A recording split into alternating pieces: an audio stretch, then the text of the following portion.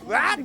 So, bago tayo pumasok sa loob is meron tayong guidelines Wow. na sundin and importante kung mag-highlight lang ako ng tatlo, the most and important lang po.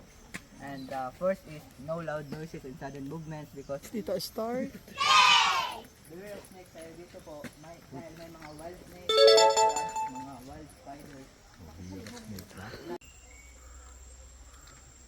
Na po. Isang mata niya is nagkakatarak po. What? Yung isang mata niya, ang kanyang isang mata naman is noon wishing well sila binabato ng stones, sticks, and coins and accidentally natambakan ng kanyang mata. Okay. Kaya wala na siyang mata.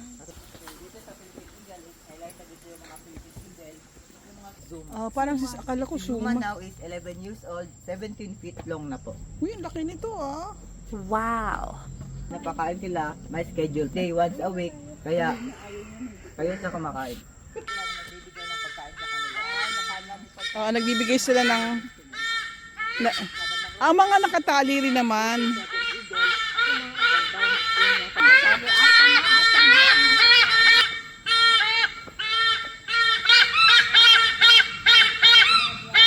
Is proudly adopted by Eagle Cement owned by Ramon Ang.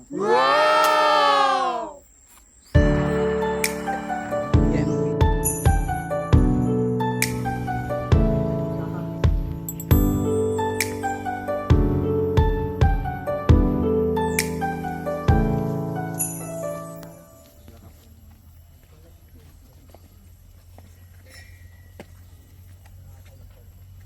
Nakabuka talaga yung bibig niya, no?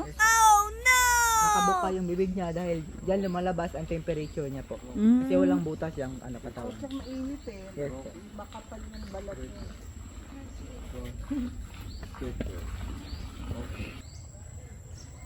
Davao Doctor. Jojo, Yes? ito spelling ng makak. Asan? Unggoy. Side po. What? Wild lang po yung mga Philippine Southern Lizard dito. Hindi na sila pag-gala-gala. Dahil nga so, hindi ko alam ito.